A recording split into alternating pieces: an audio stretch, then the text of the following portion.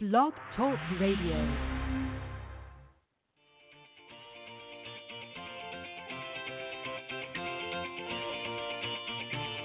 Good morning, everyone. Welcome to the Women of Golf Show. I'm Ted Odorico, and joining me is LPGA professional Cindy Miller, and we are your hosts. We're broadcasting live every Tuesday morning from 9 to 10 a.m. Eastern here on the blogtalkradio.com network, bringing you some of the best golfers, teacher professionals, and entrepreneurs helping to elevate women's golf. We're so glad you decided to join us this morning, so grab your coffee and let's get started.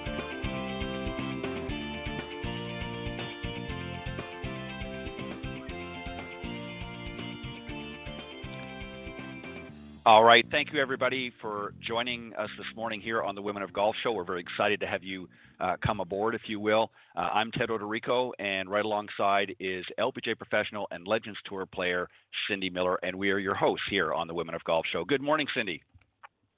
Good morning, Ted. How are you? I'm doing fantastic. How about yourself? Doing well.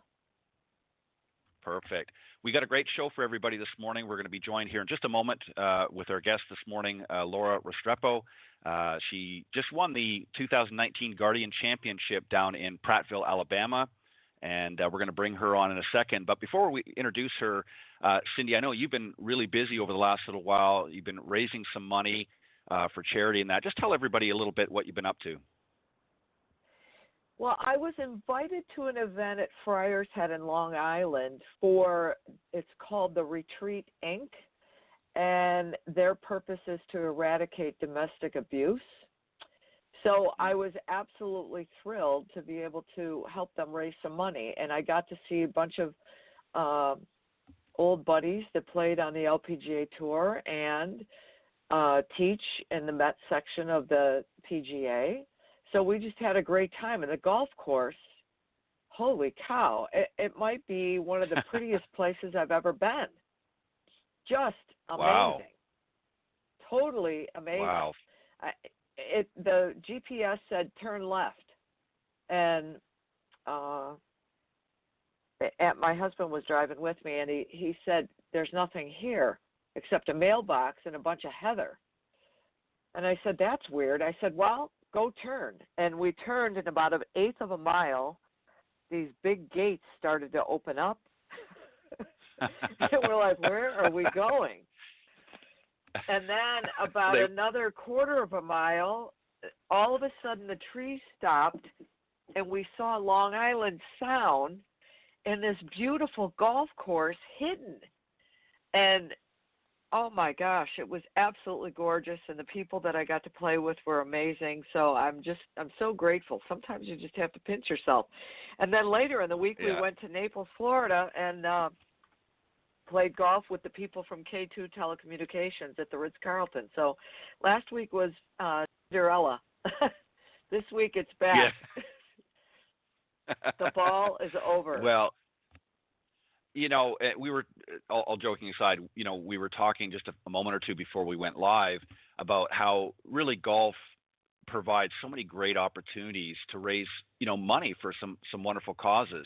And it's really unlike so many other sports. And again, I don't want to, you know, take away from other sports or activities. They certainly do more than their fair share. But golf just really lends itself. It's the perfect vessel, if you will, for hosting and having a good charitable event, because you get to have some fun.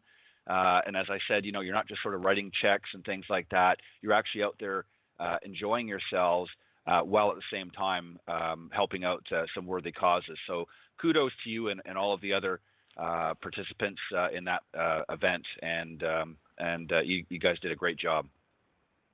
Thank you. Thank you. You're welcome. And I'm sure, you know, on a side note, you and Alan, when we were, I hope you weren't thinking you were going into the pearly gates.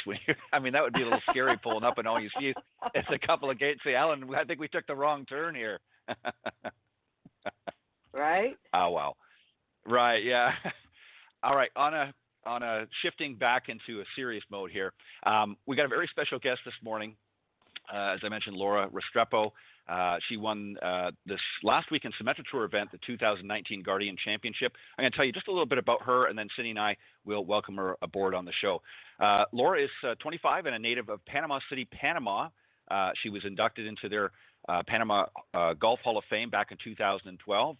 She was a three-time all-conference selection for the University of Louisville and four-time collegiate tournament winner, including the 2013 IU Fall Kickoff, the 2013 Cardinal Cup, and the 2014 Cardinal Kickoff, and also the 2016 Battle of the Bluegrass State.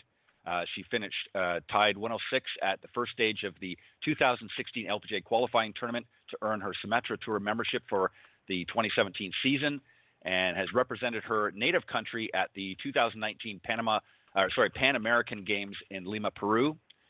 She stepped in for the first time, Cindy, the winner's circle, as I mentioned, as a professional this past weekend at the 2019 Guardian Championship. So let's welcome her aboard and help congratulate her on her win. Good morning. Good morning, Cindy. Good morning, Ted. How are you guys? We're doing great. Where are you? We're doing. I'm in Orlando right now, actually, for the next event. Awesome. Go ahead, Ted. Very good. Well, congratulations first off, Laura, on your first professional win. I know you got to be pretty excited about that. So tell us, just to start things off, tell us how you're feeling right now. Thank you so much. Thanks for having me this morning. This is pretty cool to be able to do this. I'm feeling pretty good. I just can't explain how happy I am. I don't think I've fully processed it yet, but it feels amazing. It's a dream come true for sure. Well, I think, when you talk to most golfers who have had, their first win and some that go on obviously to have multiple wins, I think their first win, regardless of where or the circumstances, always seems to stick with them the most. It's that first big hurdle that they've had to get over. Is that kind of how you're feeling right now? It's like, boy, I've finally put it together and all this hard work's paid off? Yes, I think I'm really never gonna forget this. To get the first one, it's pretty amazing. I've worked so hard my whole life to get to this point, and I've always wanted it. And it's hard to believe that it finally all came together and it happened. It's been so special this past few days. Well, congratulations again, and let me just to get into the tournament a little bit. What was kind of interesting is. And as I mentioned, obviously, and you pointed out that, you worked really hard to get here. But it wasn't an easy journey, even in the tournament. You were actually a little ways back until about the second round. And then the last round, you were actually 4 shots back in the tournament. So when you were at that point, you're 4 shots back now, put your mind back into the tournament. What was your thought process from that point forward? What did you say to yourself, okay, I've got to do this in order to win, or what were you thinking about at that particular time? Honestly, I wasn't really thinking about winning at all. After the second round, I think I was in 8th place, and that's the highest I've ever been coming into the last round. So I was just trying to stay calm. I told myself that probably 14 was going to be the number and that I had to shoot 8 under to get there, and that felt a little unrealistic in the morning. So I just told myself, get to 10 under and then see what happens. And then when I made the turn, I was at 10, and I was kind of shocked, and I was like, all right, get to 11, get to 12, get to 13, and I just kept making the birdies and making the putts, and I wasn't thinking about winning at all. And I think that's really what helped me and made the difference from the the rest of the season coming up to this point. Like, I really wasn't thinking about that. I was just taking it one shot at a time and trying to make birdies, not thinking about the end result. And I think that's really what made the difference. Right. Well said. I just want to ask one more question, and then Cindy, I'm going to pass it over to you. We've had the pleasure, as I'm sure you're aware, of speaking with many of the winners over the last several seasons off the Symetra Tour. And one thing that has sort of been resounding in some of the comments we've heard from the young ladies that have been on, and I'm just curious to get your thoughts, is obviously we know tournament play brings a lot of pressure.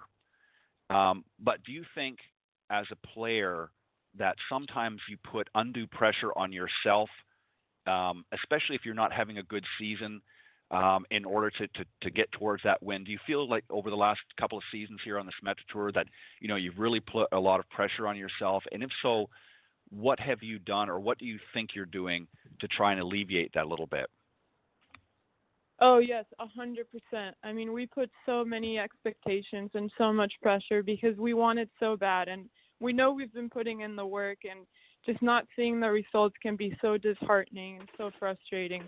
But going through the season, I've been talking a lot to my coach, and he's been telling me, like, you're trying too hard, you're thinking too much, and it was hard to process really what he was trying to tell me, but it all really came together this past week. I changed my mindset quite a bit. I actually listened to your interview last week when you interviewed Alejandra. She's a pretty good friend of mine, and I just wanted to see, like, what she was doing, because she was kind of having an up and down season like I was, and I was like, what changed? What did she do different?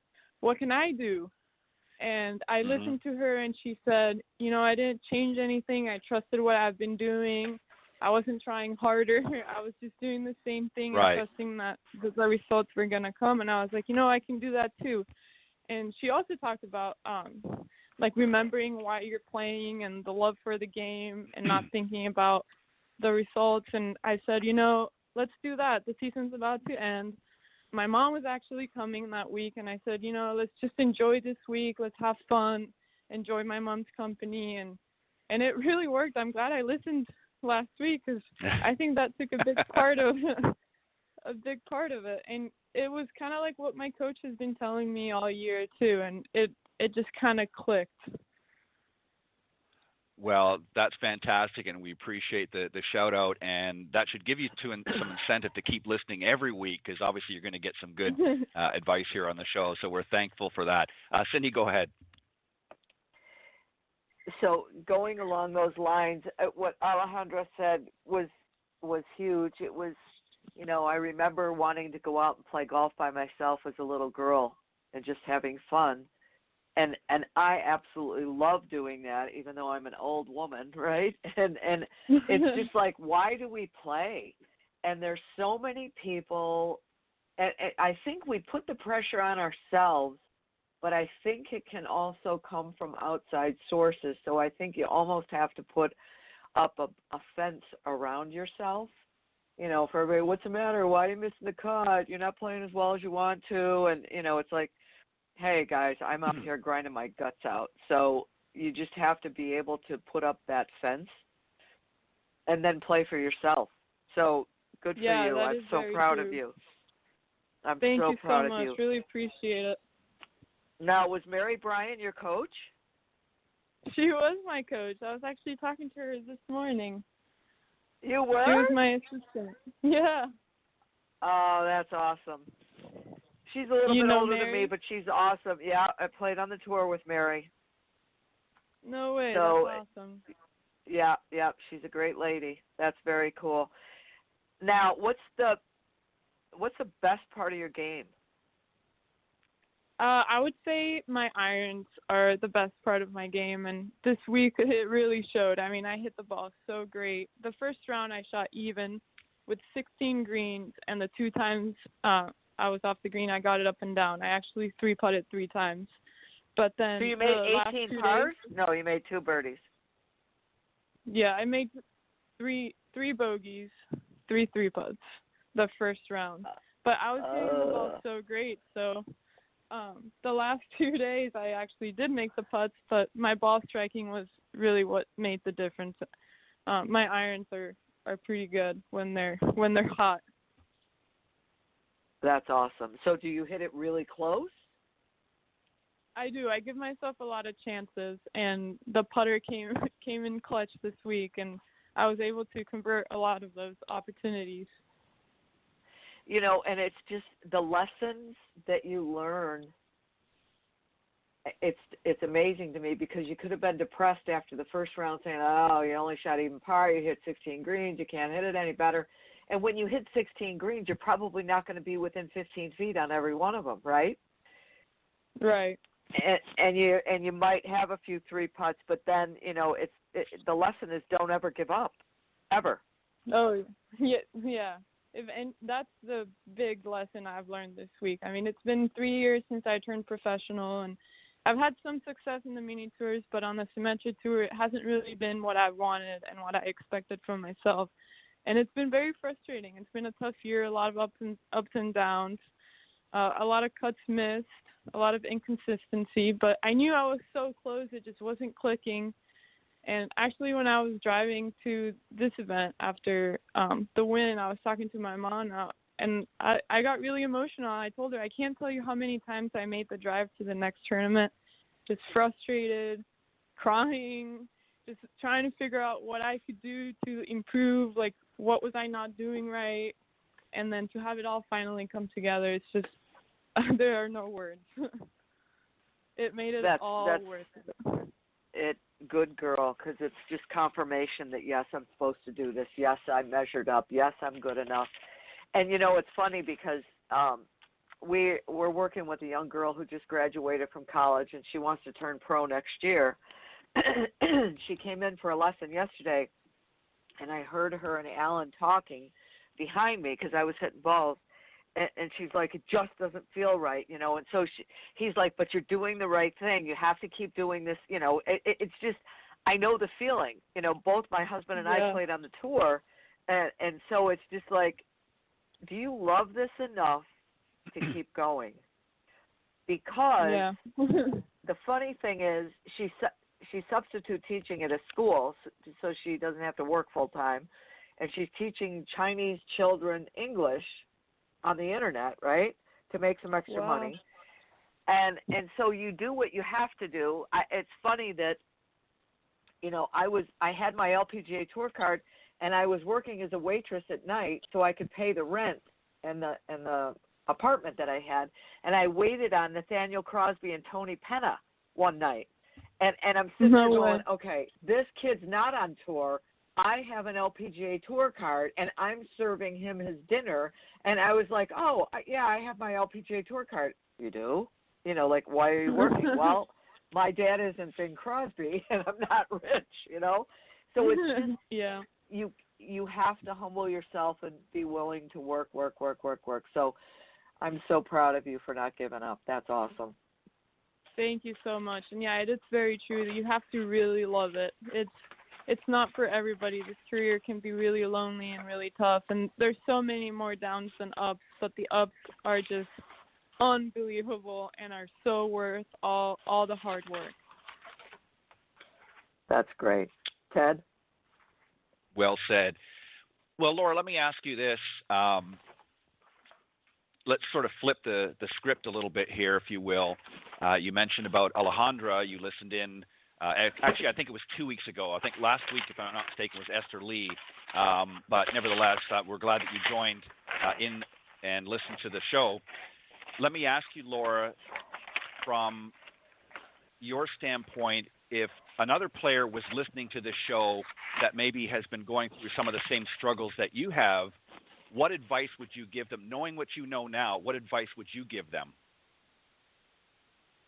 I would say don't give up. You're a lot closer than you think you are, and just keep grinding, and it's gonna happen.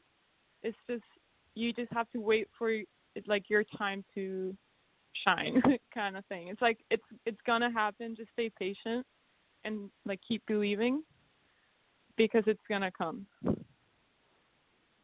Right. Well said. And I think also the key word that has sort of resonated a lot with many of the other young ladies that have come on the show is that when they realized that they needed to be out there and just have fun, and obviously you've got to grind and you've got to work hard and do all of the things that you need to do in order to stay sharp. But once they realized that, hey, I just want to come out and have fun here on tour, and whatever happens, happens. Once they sort of did that, it was amazing that all of a sudden they started winning. Was that kind of the feeling that you've had? Yes, 100%. I would agree with that. I think once you stop thinking about results and cuts and where you are in the money list and what's at stake, and you just go play golf and you just take it one shot at a time and you just have fun and enjoy it, I think it makes a big difference. And not only So do now you that, play better, but you're just happier too. well, I think you're more relaxed, and as Cindy mentioned earlier, and she often has said on the show, you've got to learn to turn off, if you will, the committee of they, because there's always going to be people, as she pointed out, well, why didn't you make the cut this week, or why aren't you playing better, or why aren't you doing that? And a lot of times that chatter can play on your emotions. And golf is not just a physical game, but it's also a mental game and an emotional game. If your emotions are down, like you said, you were driving in the car a lot of times after tournaments that you didn't do well in, and you were very emotional about it, and that, which is understandable, and it's good to get those emotions out. But a lot of times it can also overtake the good part as well, because it just sort of clouds your judgment sometimes. So what do you do mentally when you're coming into an event to prepare, and particularly now that you've got that win, now that you know for sure, hey, I can do it, what's your mental process going to be from here on out? Well, I think this is definitely going to improve my confidence a lot. It's reassured me that I can do it and that I do belong here. But I think just try to do the same thing I did this week. Just take it 1 week at a time. Every week's a new opportunity, and just stay really positive. And just know that it can happen at any time if you let it. You can't force it. Right, exactly. Well said. So let me ask you this another question, and Cindy, I'll give it back to you. Laura, obviously you have to spend a lot of time, practicing and obviously playing. This is your career right now at this stage of your life. But outside of golf, what other things do you enjoy doing? What else makes Laura happy? I like to travel a lot. I like to spend time with my family. I've been away from home for a long time, so being with friends and family is really special for me, because I've been away for so long and on the road. So being with friends and family, traveling, sometimes just staying home and watching a movie, reading, that kind of thing, where you're with people that you love and at home. I couldn't agree more. I think that's fantastic. Cindy, any final questions or thoughts that you want to express? Did you say anything to Alejandra? I did. She actually congratulated me on the 18th hole, and I gave her a big hug, and I told her that she was a big part of it and really inspired me 2 weeks ago that I could do it too, and just seeing her do it made me so happy that I wanted to do it too, and we shared a good hug. I would like to ask you one question, because when I go play on the Legends Tour, when I see all my friends that I played on the LPGA Tour with, 35 years ago, it's not who can beat who. It's how are you? What have you been doing? How's your life? How's your family? How's your health? And I teach a lot of kids, and some of their parents are so just bad about who beat who and who's playing better than who. And I think that the better you get, the more respect we have for each other, because we all understand how hard this is. And even though you might be sad and depressed that you haven't played well, you still appreciate and acknowledge and congratulate your friends when they play well. So what would you say to those parents? What would you say to those parents? I would just say that there's so much more to life than just golf and results. I mean, golf has given me some of my best friends in my whole life. So there's just so much more that goes into results, and friendships and experiences are so much more important than trophies and who shot what. And it's just, friendships are more important than all that. Thank you. Agree. I think that's a great answer. And just finally, before we let you go, Laura, because I know you've got things you need to do. Obviously, you're going to continue to play, and your goal is to get out on the LPGA tour and battle with some of the best young ladies in golf. But is there something else, maybe a little further down the road, that you'd also like to do? Have you ever thought of maybe teaching golf at some point, or is there some other interest besides golf that maybe you'd like to do? Yeah, I think I would like to coach down the line, but we'll see. I think, I mean, Panama is such a small country, and I think a big goal of mine in the long run is to try to grow golf, especially female golf in Panama. So I think that's definitely in the goals I want to accomplish and try to do throughout my career. That would be very special for me. Very good. Well, I think that's a great goal to have. Well, Laura, thank you very much for joining us this morning. You were fantastic. Congratulations again on your win, and the best of luck moving forward. And I hope you'll come back and visit us again. And actually, maybe what we'll do, we'll get Alejandra to come with you, and the two of you can come on and share some of your experiences a little further down the road. I hope you'll do that. Yeah, that would be awesome. Thank you so much for having me this morning. I mean, this is a great honor.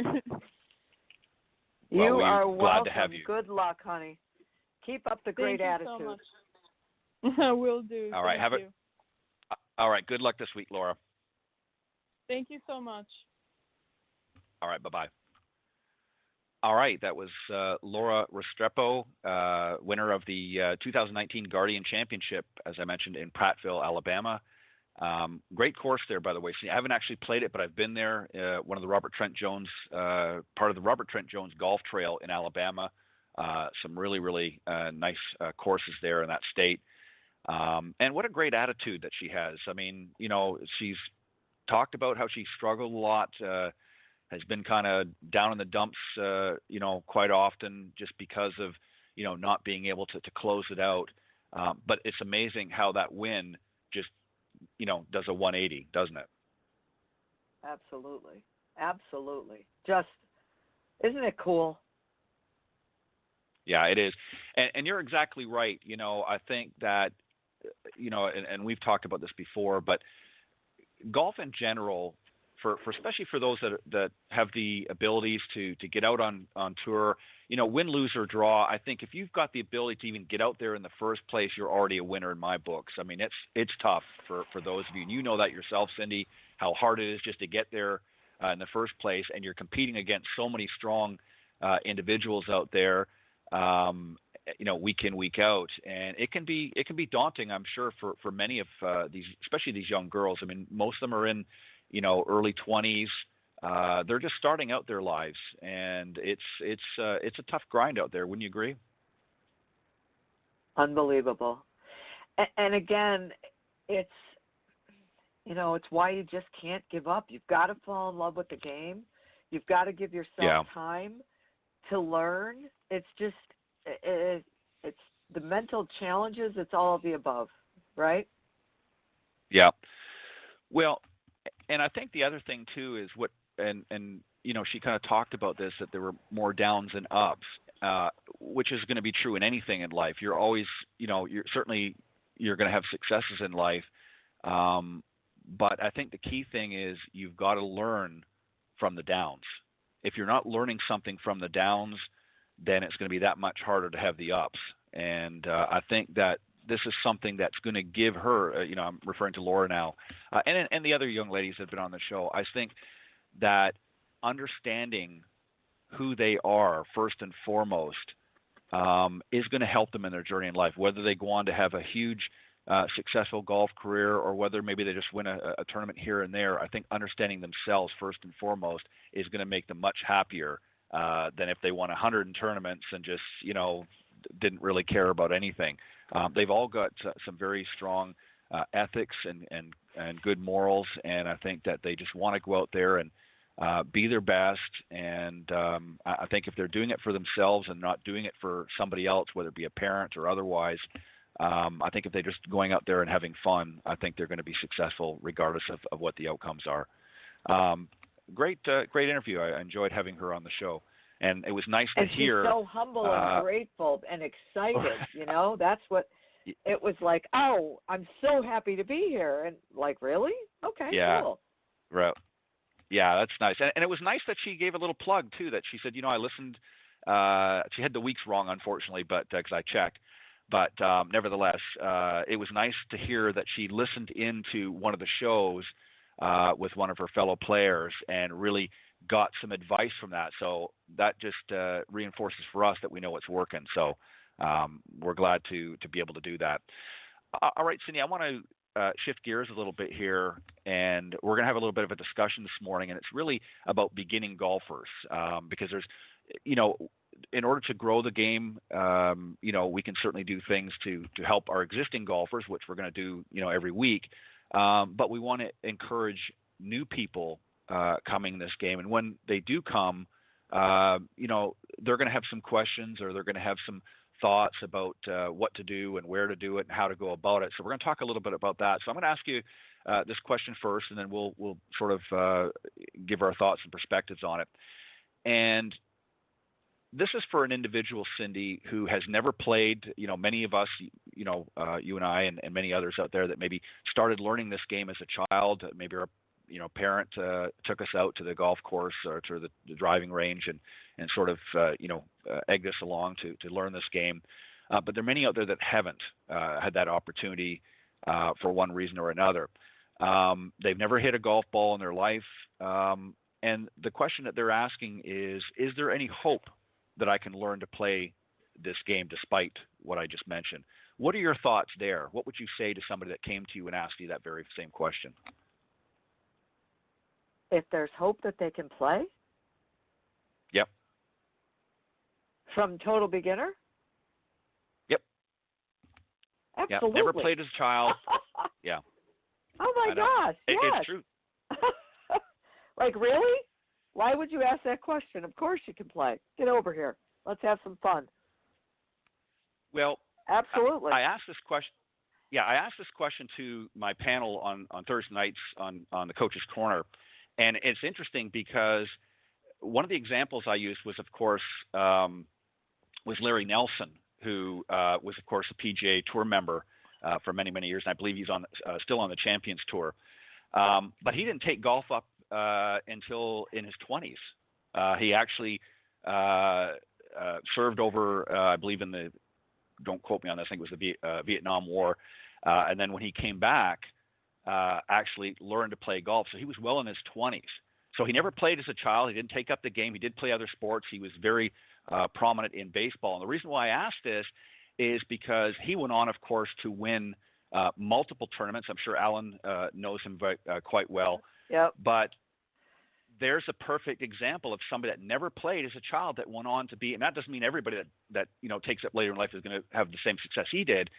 But it is kind of laughable that somebody would think, well, I've never played, never hit a golf ball. Can I play? Well, of course, anybody, as long as you have an interest, you can play, right? Absolutely. I mean, yeah, what a silly question. You can play even if you're disabled. You can learn to play. Right. Well, and I think what a lot of it is people, golf is certainly, as you and I both know, can be a difficult game.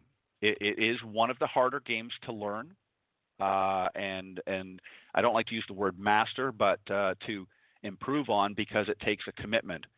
And other sports certainly, if you want to get the highest level, you've got to work hard too. But you can bounce a basketball and throw it up into a net, and you can do the other things. But golf takes a little bit more effort than just some of these other sports. But I think if you've got the hope and the desire to learn, you can play golf at any age, even if you've never played the game before. So we want to encourage those that maybe you're sitting on the fence to go and at least try it.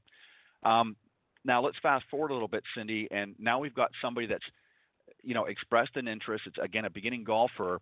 And this is a question that they have as well, and I want to get your thoughts here, is should I take individual lessons or would group lessons be the best way to go? I would definitely start with private lessons. I think once you know what you're working on and you come in, you can then move on to group lessons. But to start, you need one-on-one time to know exactly how to, what the face looks like to be square, how to create a, repeatable setup position, how to aim at a target. There's just so many things that you need to know that private lessons are going to work best to begin with.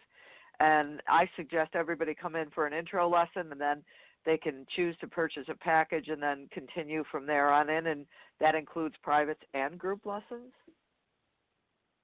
Yeah, So. I agree. I mean, I think, if you're somebody that's comfortable in groups and you're not, an overly nervous individual, if you want to test the waters and maybe you've got a friend that participates in some sort of a group, and you want to sort of, piggyback off of that just to see whether you're going to like it, I think that's okay. But I agree. I think there's a lot to sort of unpack for a beginner in the very early stages, and I think a one-on-one where you've got that direct focus.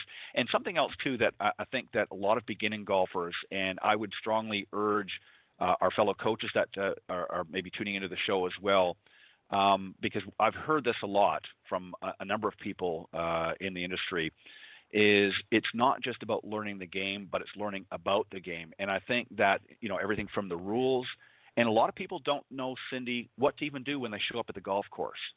Where do I go? How do I sort of, check in, if you will? And I think there's a lot of things, and particularly the rules. I don't mean you have to dump the whole rule book on them, but I think some of the basics, I think they need to have a general understanding of how the game is played from a rule standpoint. And also, I mean, I don't know how many people, maybe you've had this experience as well, Cindy, where they'll come up and they'll say, well, I don't know where to go. What do I do with my golf clubs? Do I just sort of dump them off on the corner and somebody takes them for me? Or, obviously there's a lot of different scenarios. What are your thoughts there? Well, I wrote a book called Golf 101, and everything you need to know is in that book. So besides learning how to swing and a vocabulary glossary so that you know what the words mean and a couple of rules, I would go to Amazon and buy Golf 101 for Executives by Cindy Miller. Yep. That was my lead-in, if you will. I knew you were going to say that, so I'm glad you did. And we'll recap that very quickly at the end of the show as well to let people know for you beginners out there. Another question just to follow up on the lessons, and I've got sort of one of two ways of going with this, but I want to see what your thoughts are here first. Should I take lessons frequently with short intervals between them, or would it be better to take one or two lessons a week over a long period of time? What are your thoughts? Say that again.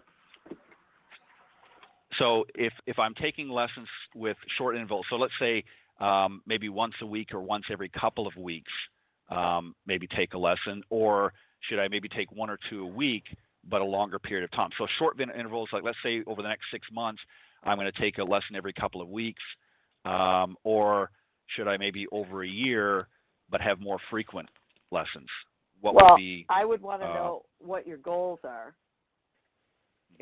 Why are you playing? What are you getting ready to play in a tournament? So a lot of times in the spring, or even throughout the whole year, I will have people come up and say, I have to play in a corporate outing in a month. And then I'll suggest shorter versions and more often, just to keep them abreast of what they're working on, because they can get confused and distracted, and so I will suggest that. Now, if they want to play, I would still suggest once a week, maybe twice a week. Right. And again, if they don't have time to practice, it all depends on the individual. What do you think? Yeah, that's exactly my point that I was going to make. I think there's individuals out there that if they have a lesson maybe once every couple of weeks or even once a week, will take the time to go out and practice what they've taught this. So in other words, if we had a lesson today, they're going to be able to go out from this point on until the next lesson and go out and work on some of these things. But there's a lot of folks out there, whether it be because of time restraints or they're just not, they're just not very good at handling their time. that don't go out and do that. They don't go out and work on some of the things. So by the time they come back for the next lesson, they've kind of forgot everything. So I think for somebody like that kind of needs a little extra hand holding, I think maybe having a couple of lessons a week would be a good idea, because what you can do then from a coach's perspective is you can sort of begin the next lesson with a refresher from the previous lesson and give them an opportunity to work on that before you move on to the next stage. Because there are people that, you can give them the lesson, they can go about their business, they'll work on things between now and next time, but there are a lot of people, as we know, sitting in this business that don't do that, and it just becomes, really unproductive, in my opinion, for not only the individual but for the coaches as well, because we're trying to help them improve, but they're just not taking the time to practice. So you almost have to force that practice, when they come the next time. But if they're, it's a week or 2 weeks apart, sometimes that's just, too much stuff happens in between that they forget it. So I agree with what you said. I think it really depends on the why they're there in the first place, what level they want to get to is going to dictate that as well. Here's a question that I've been asked before, and I'm curious at your thoughts. And again, let me just preface, all of these questions are going to come from a position of depending on what the individual wants. So just keep that in mind. But if somebody comes to you, maybe they're a little bit more advanced player and they're wanting to reduce their handicap, let's say, by 5 shots, but they ask this question of you is, how long will it take to achieve that goal? What are your thoughts there?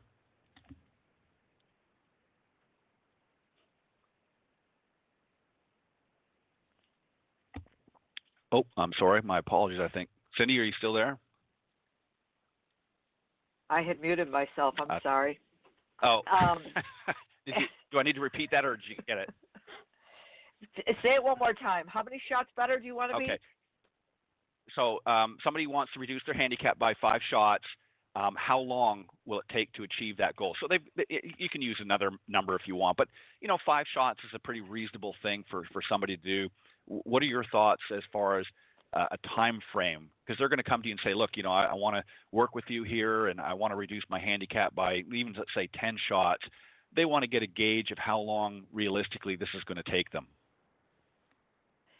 Well, it's funny you ask that, because as a Golf Channel Academy lead coach, we went through some training, and the statistics from a couple of different places show that you can reduce your scoring average by 5 to 7 shots if you work really hard over a 1-year time period. Mm-hmm. So to make Very it consistent, I can help you get better quickly and hit better shots, but just as Laura on our, the Symetra Tour player on our show, she's been working hard all year long, missed the cut the week before, and then shot even par the first day, hit 16 greens, had 3 putts, 3 birdies, 3 bogeys, was depressed. The next day hit a lot of greens and made a lot of putts and shot 66, 64. So you never know when it's going to get better, but to trust your new swing and to be able to perform over the long haul, it's probably going to take a year. Yeah. Well, and that's the thing is, and it can vary from individual to individual depending on how much time they want to put into it.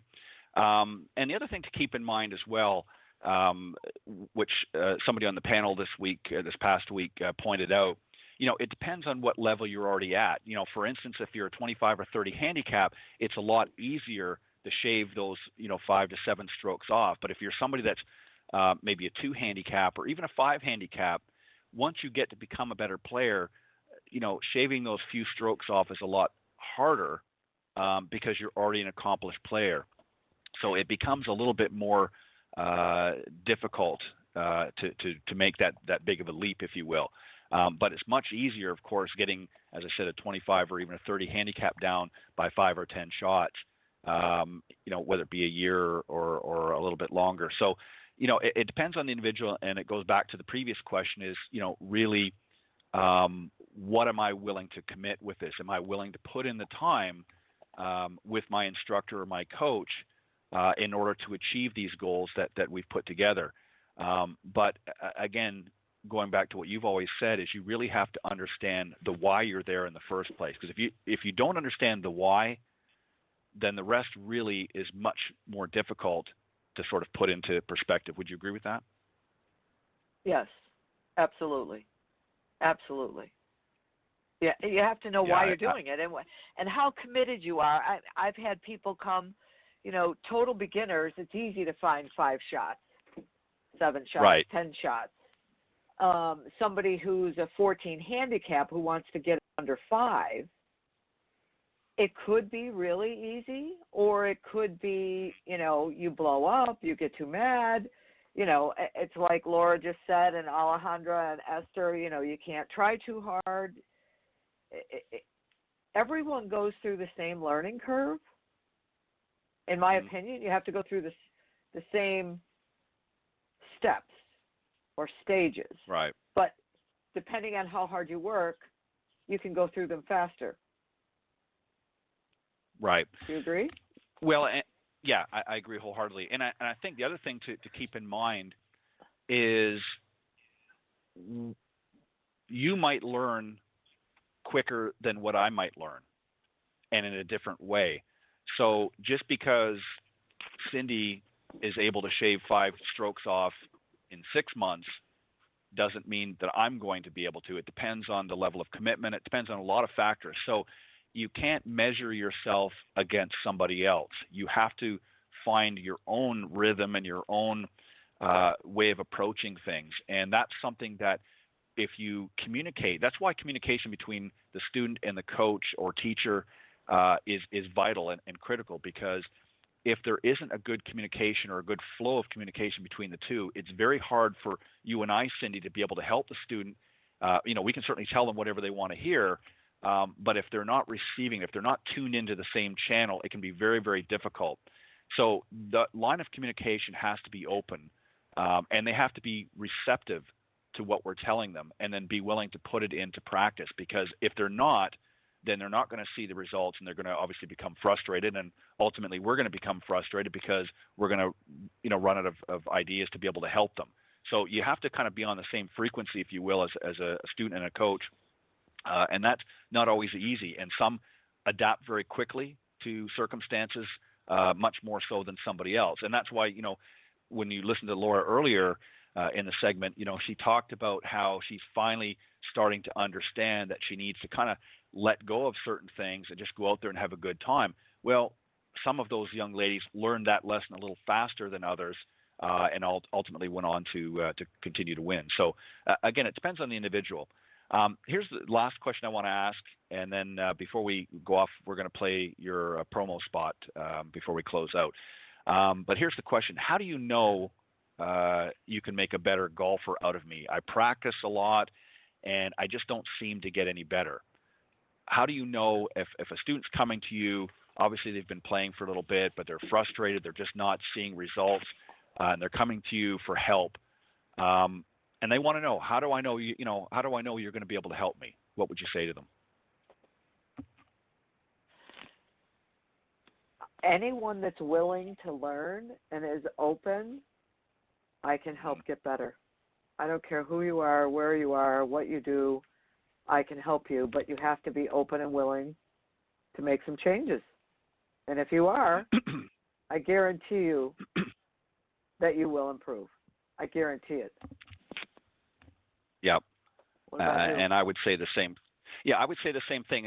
And I think the first thing, because there's a word in there, or a phrase, if you will, in that sentence that jumped out at me right away. It says, I practiced a lot, but I'm not seeing any results. I'm not improving. So that would tell me, as an instructor, you're practicing the wrong thing.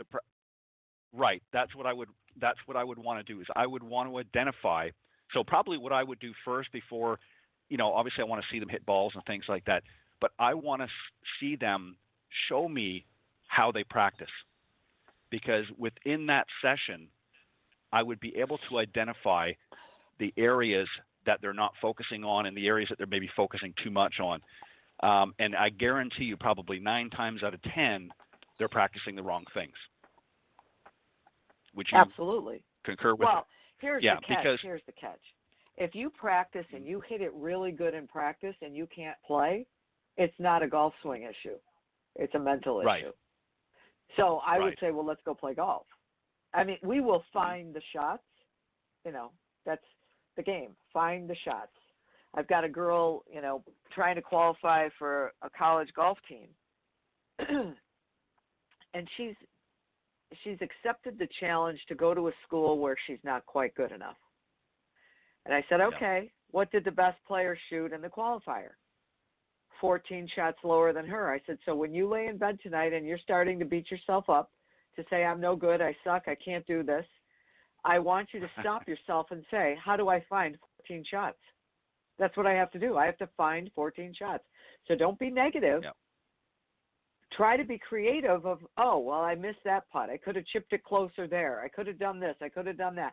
That's how you have to improve. So it's all your mindset. How do I find 14 shots? And there might come a point where you say, you know what? Like for me, you know, I want to play on the Legends Tour, but the reality is I'm kind of old.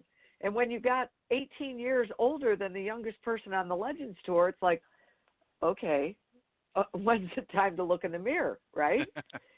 But yet I don't want to give up. So, okay, well, let's find a challenge that you can win. So, you know, sometimes the truth hurts, but other times you have to be willing to look in the mirror and see what you can do about it. And if there's something that can be done, it can be fixed. Yeah. And you're exactly right. You have to look at yourself, and you have to look at it as, you know, what is it that I'm doing? And if what I'm doing is not achieving the results I want, then what do I need to change in order to accomplish that? So you have to, it's almost like, you know, we always talk about, you know, work from the green back to the tee. You know, okay, I want to get myself in a position for, you know, a birdie putt or eagle putt, depending on the situation. Well, what do I need to do to get to give me that opportunity? Well, it's the same thing in improving in golf. Is you have to say, okay, what's my goal? Now I'm going to work backwards.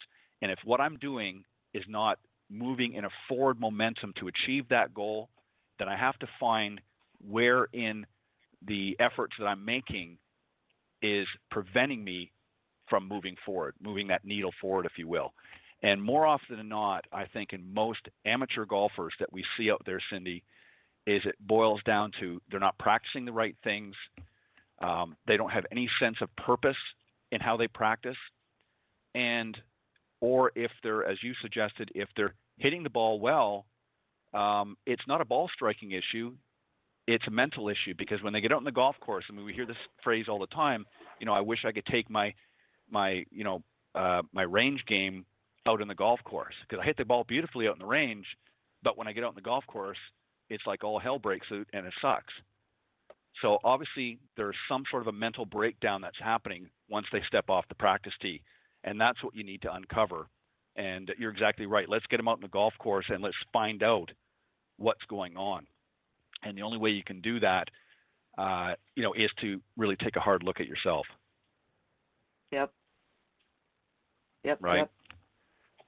That's for sure. So, yeah. So in closing, let me just say this to the listeners out there, for somebody that maybe doesn't play a lot of golf, maybe has never played golf. Yes, there is hope. You can play. You just have to have a willingness to listen and to learn. But you also have to have the willingness to go out and practice and work at it. And depending on what level you want to get at, dictates the level of practice that you want to do. So obviously, you know, if you're looking to make it out on tour someday, well, you're going to have to practice a lot to be able to do that.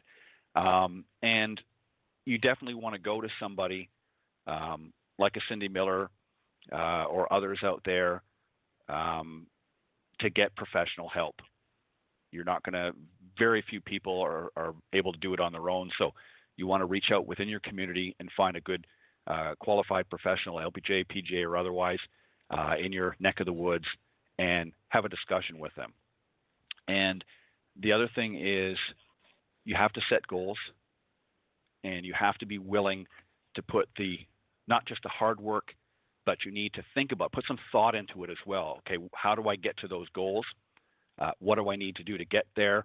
And that's something that the teacher or coach can help you with as well, helping you set those goals and helping you on a successful path to reach those goals. And if you're not doing that and you're not having success and you're not reaching that, then you need to take a hard look at yourself and decide what is it that I'm doing wrong and sort of do a reassessment, if you will. And I think you'll find that if you do those things and you're honest with yourself about it, I think you'll enjoy it. And the most important thing, I think the last one, is just go and have fun. The world's not going to end because you're not, shooting under par. The world will go on. Just go out and fun. It's a game. And do the best that you can and take steps to help improve that. All right, Cindy, let's set up your spot and then we'll close out.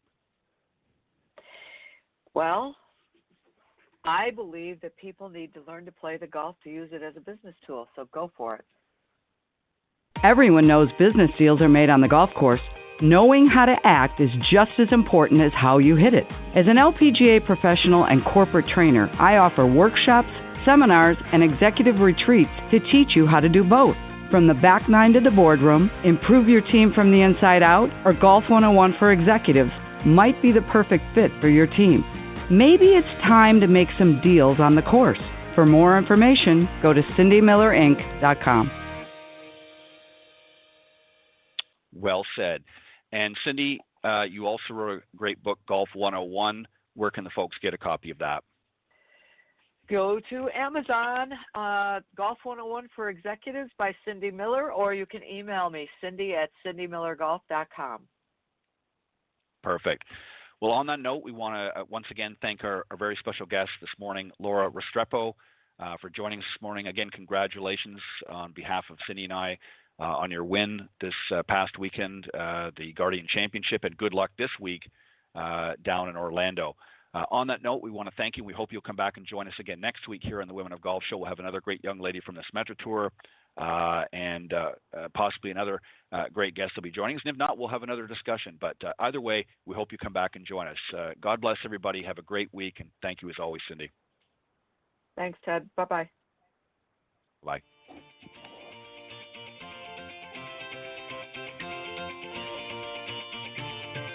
Thanks for listening this morning to the Women of Golf Show. Tune in live each week by visiting blogtalkradio.com/Women of Golf or on any of these social media platforms: iTunes, Stitcher, TuneIn, CastBox, TalkStream Live, and of course Spotify. If you can't join us live, check out our on-demand section for previously aired broadcasts. To get updates for future shows and upcoming guests, you can follow us on Facebook at Women of Golf. You can also follow me on Twitter at TedandBuckCEO and Cindy at Cindy Miller Golf. Please remember to join us next week on the Women of Golf Show. See you next time. This has been a production of the iGolf Sports Network.